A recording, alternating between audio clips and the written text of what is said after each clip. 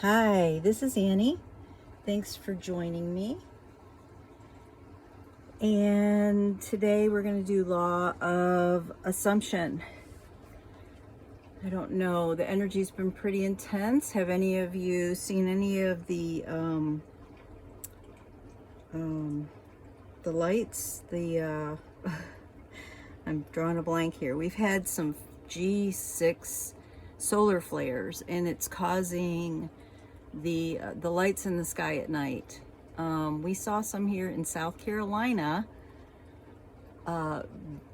lightly. They're not real bright last night, but you could see them coming and going, fading in and out. Years and years ago, I lived in Minnesota, and I saw them in Minnesota, and oh my gosh, they were amazing. I'm thinking it was around the time of 2003, which I think was the last G6 solar flares that we've had. So it's intense energy, I will tell you that. So if you're feeling tired, drained, it could be because of the solar flares. Okay, so on with it. Thank you for joining me here. Today we're going to do the Law of Assumption. So basically, we did the Law of Attraction, the Law of Deliberate Creation, and the Law of Allowing. And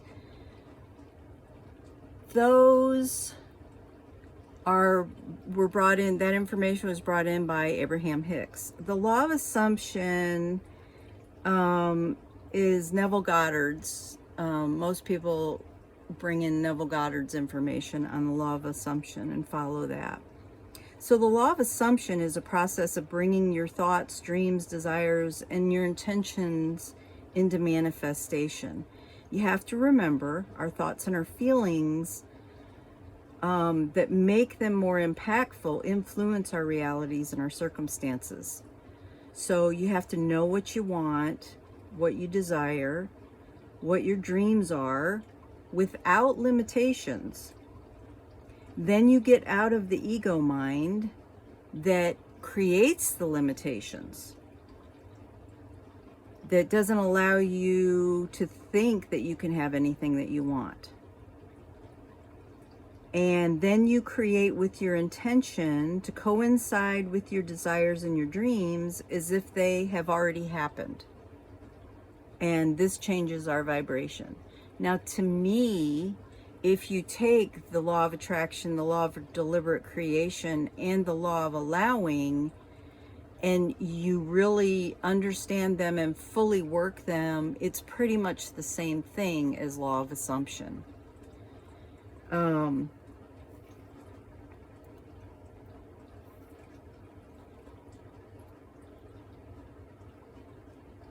So think about this, the difference between I want and I need money to pay my bills, and something like an intention like I am making $5,000 a week or better, so that, and I'm doing it by doing this, maybe it's sales, client work, passive income, whatever, etc.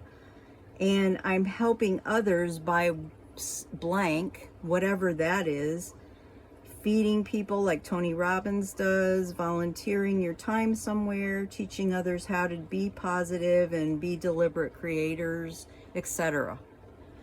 So what I'm saying is, are you in your ego when you're trying to create something? Do you just want money because you want to up the Joneses next door or at work or wherever? Or do you want money because you want to use it for something good to give back in some way? That is a total different vibrational energy, those two separate things. And it's two totally separate things in the intention that you're saying specifically, I am making it. I'm making this amount of money, blank, blank, blank. And, oh my gosh, I need more money. I have to have more money to pay my bills. That has a negative connotation. Whereas the intention stated in the past tense is a vibration of, it's already happened. I've already created it. I'm just clearing my vibrational energy to match it so that we meet up. So the next thing is giving back. Giving back, to be in service in some way to humanity, it just changes the vibration of it, versus being in the ego. So most people want to be rich. But do they want to be rich because they want material things? Or do they want the freedom of financial freedom so that they can use their spare time to be in service? Let's look at relationships. That is the second thing. So money and relationships tend to be people's two top wishes that they would have or want in life.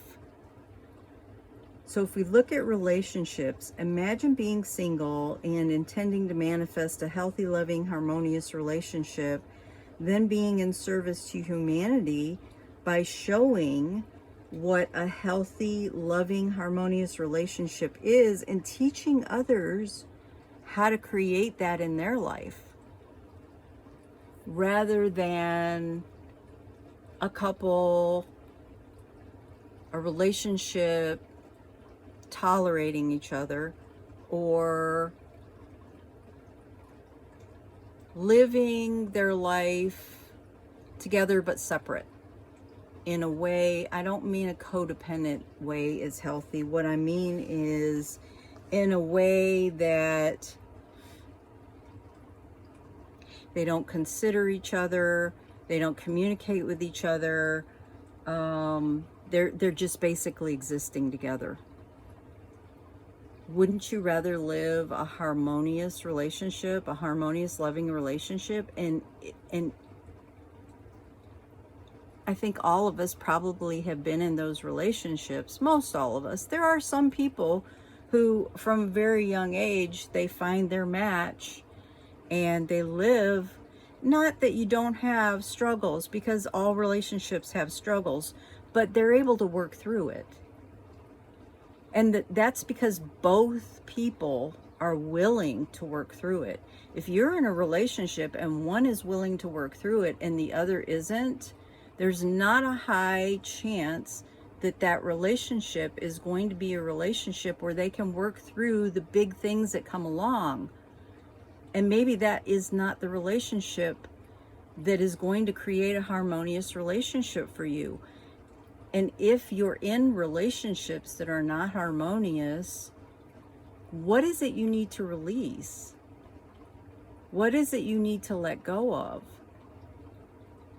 to clear your vibration, to raise your vibration, to match that you're trying to create in a relationship?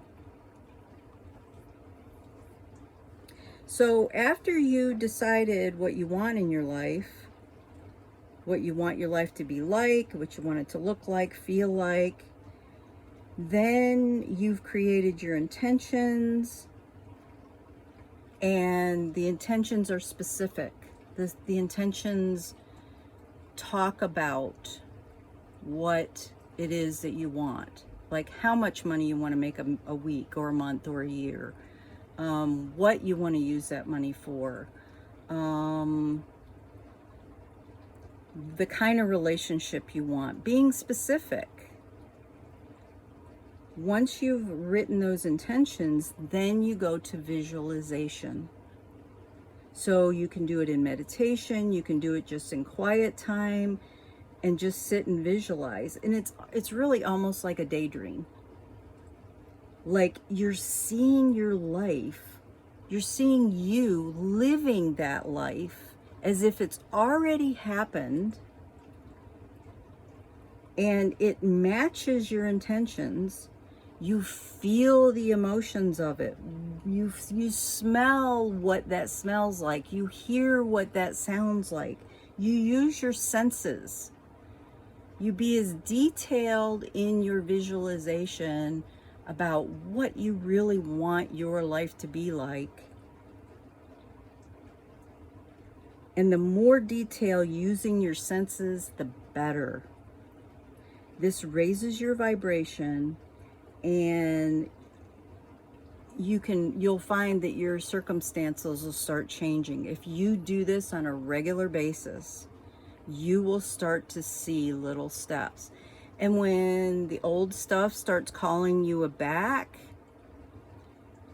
you look at it and you say, okay, is there something I need to release? And then you go right back to visualizing what you want it to be.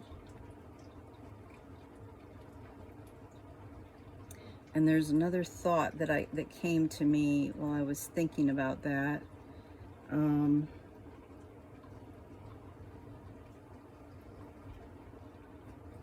So as you're doing these visualizations and as you're living your life, even when you get caught back in the old patterns and you're working on releasing and learning lessons and doing things like that, assume that this visualization has been created, and all you're doing is basically you're jumping timelines and you're raising your vibration to get to where you meet up with that creation. There's a lot out there if you want to explore the law of assumption more. I just wanted to give you a little synapse of it, and I have found that doing visualizations about what I want, and it doesn't have to be a romantic relationship either. It could be a relationship with your parents or your kids or a coworker or a friend, that an issue comes up and you want to visualize it being resolved. You want to visualize that you have a fabulous, harmonious relationship with whomever this is. One of the things that Neville Goddard taught was that you can go back at a point where maybe you had a disagreement about something, and you can visualize redoing the conversation. I learned about this. Nobody ever said anything about the law of assumption or Neville Goddard, and I learned about this years and years and years ago, that you can go back and you can visualize a different outcome for a situation. And if you keep doing it and you keep assuming that it's going to have an impact on the relationship, it does.